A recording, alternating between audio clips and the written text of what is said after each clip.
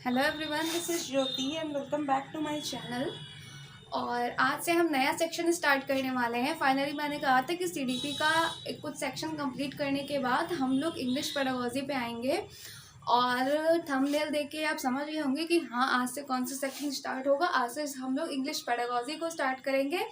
और सबसे पहले हम सिलेबस को डिस्कस कर लेते हैं थोड़ा सा, कि सिलेबस है एग्जैक्टली क्या, कितने टॉपिक्स हैं इसमें, कितना हमें पढ़ना है। सीटेड एग्ज़ाम का पूरा सेक्शन जो इंग्लिश का है उसके बारे में हम लोग डिस्कस कर लेते हैं। वैसे मैं यहाँ पे इंग्लिश पेडागोजी की बात कर रही हूँ, इंग्लिश की बात कर रही हूँ। अब आप इंग्लिश को एज अ लैंग्वेज 1 चूज़ कर रहे हैं या लैंग्वेज 2 चूज़ कर रहे हैं, इसमें इंग्लिश डिफ़र हो जाती है। डिफ़र कैसे होती है वो मैं आपको बताती हूँ। पेपर 1 पेपर 2 दोनों का सेम सेक्शन होगा, दोनों में सेम चीज़ें वर्क करेंगी। और स्टार्ट करते हैं सबसे पहले, जैसे कि अब इंग्लिश को, जो इंग्लिश पेडागोजी का सेक्शन है,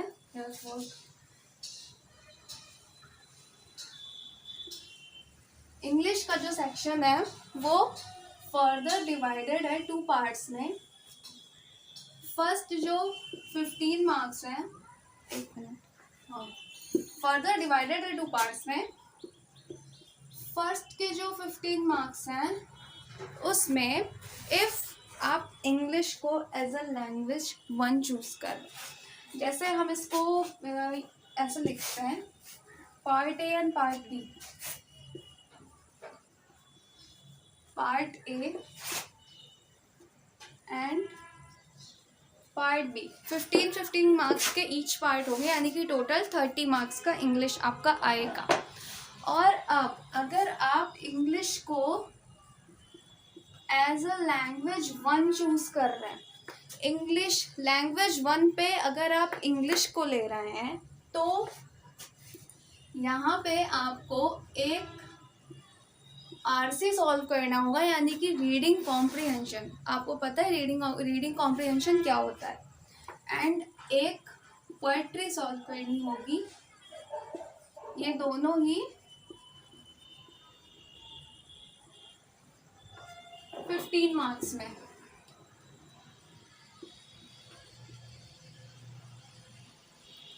और जो पार्ट बी है उसमें आपका पेडागोजी का सेक्शन आएगा 15 मार्क्स में, ठीक है।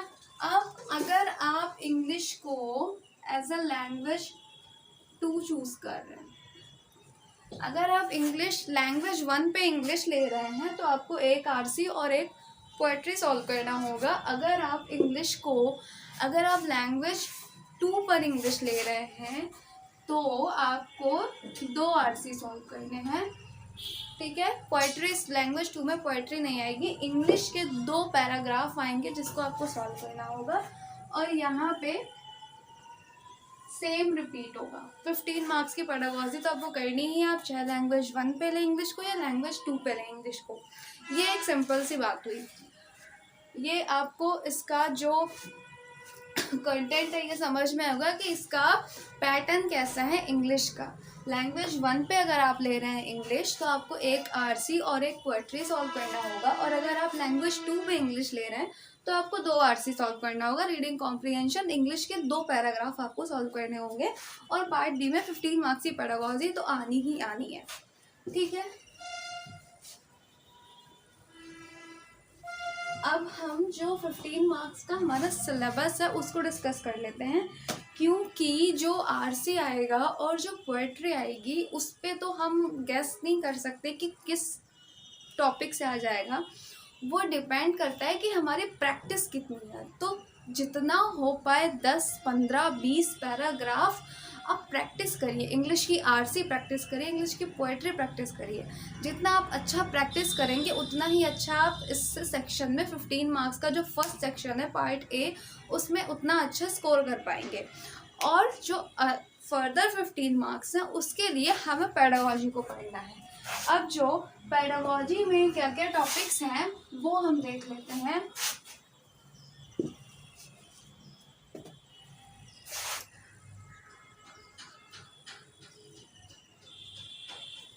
Pedagogy of language development. Pedagogy of language development. अब इसमें क्या क्या आएगा, इसमें जो फर्स्ट टॉपिक है वो आएगा।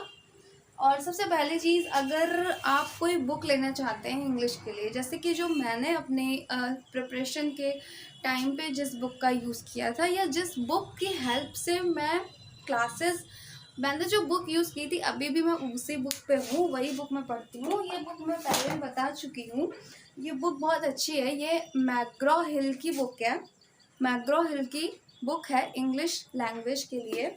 यहाँ पे यूपी टेट लिखा रहेगा, बट इसमें आपको जो सेक्शन मिलेंगे, ठीक है, वो इंग्लिश दिखाई दे रहा है, इंग्लिश ग्रामर का भी सेक्शन होगा, और इसमें इंग्लिश पेडागोजी का भी सेक्शन होगा, और कॉम्प्रिहेंशन का भी होगा। तो इस बुक में इंग्लिश पेडागोजी जो है वो काफ़ी अच्छे से और काफ़ी ब्रीफ में दी हुई है। इंग्लिश पेडागोजी अगर आपको पढ़नी है तो this book will be the best. ये बुक बहुत अच्छी होगी आपके लिए एंड काफ़ी हेल्पफुल है। आप देख सकते हैं पूरी बुक मैंने छाप डाली है, पूरी बुक आराम से, और काफ़ी इंटरेस्टिंग है अगर पढ़ने में, क्योंकि इंटरेस्टिंग है तभी पढ़ पाएंगे पूरी बुक। ओके, तो काफ़ी इंटरेस्टिंग है पढ़ने में भी। तो अगर आप लेना चाहें तो मैग्रॉ हिल की इंग्लिश लैंग्वेज ले सकते हैं, language two English, and 1st to 5th के लिए है, ये प्राइमरी क्लास के लिए ये बुक आप ले सकते हैं। This book will be helpful. And जो बुक नहीं लेना चाहते हैं तो मैं हूँ ही, आप वीडियोस देखिए। टॉपिक्स तो हम पूरे डिस्कस करने ही वाले हैं, बट होता है ना कुछ लोगों के लिए कि हाँ बुक नहीं रखी हुई है, कोई बुक रखी होती घर में, बुक आ जाती है तो थोड़ा सुकून मिल जाता है, भले उसको पढ़े ना पढ़े, ओपन करे ना करे, डजेंट मैटर, लेकिन हाँ एक बुक खरीद के रख ली चाहिए। तो एक बुक आप ये खरीद के रख सकते हैं, काफ़ी अच्छी बुक है और इंटरेस्टिंग भी है, पढ़ने में काफ़ी मज़ा आने वाला है। तो सबसे पहले जो टॉपिक है इसका वो है लर्निंग एंड एक्विजिशन का। फर्स्ट टॉपिक जो इसमें है वो है लर्निंग एंड एक्विजिशन, यानी कि लैंग्वेज लर्निंग और लैंग्वेज एक्विजिशन। अभी इसमें मैं ज़्यादा डिस्कस नहीं करूँगी, बहुत शॉर्ट में मैं बता देती हूँ सारे टॉपिक को, कितने टॉपिक्स हमें पढ़ने हैं, जो कि 10 से 15 दिन में कंप्लीट हो जाने वाला है, फुल मार्क्स, ठीक है। सेकंड क्या है, प्रिंसिपल्स ऑफ लैंग्वेज टीचिंग।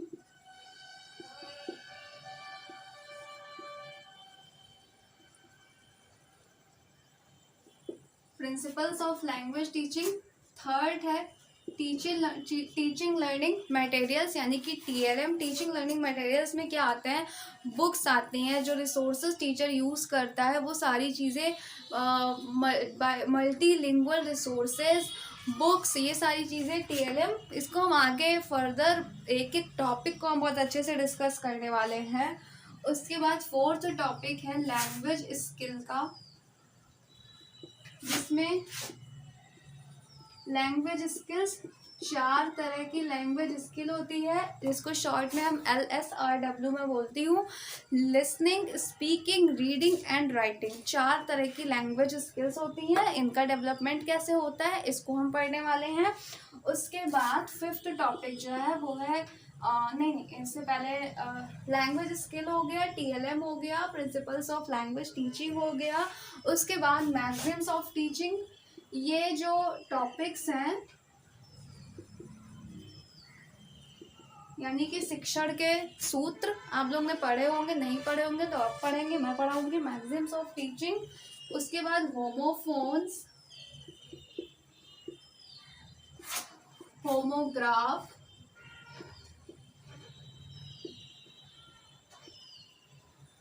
और होमोनिम। 7 टॉपिक है नॉम चॉम्स्की का। अगर आप टीचिंग एग्जाम की प्रिपरेशन कर रहे हैं तो कहीं ना कहीं आपने नॉम चॉम्स्की का नाम सुना होगा, अगर नहीं सुना है तो अब सुनेंगे, क्योंकि मैं सुनाऊंगी इनका नाम। इनके बारे में बताने वाली हूँ कि नॉम चॉम्स्की का लैंग्वेज डेवलपमेंट से क्या रिलेटेड है, लैंग्वेज से उनका क्या रिलेशन है। नॉम चॉम्स्की एक साइकोलॉजिस्ट हैं।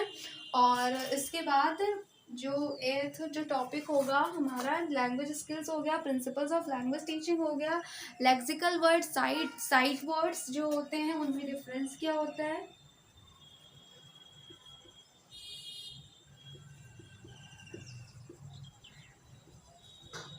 Lexical word, side words.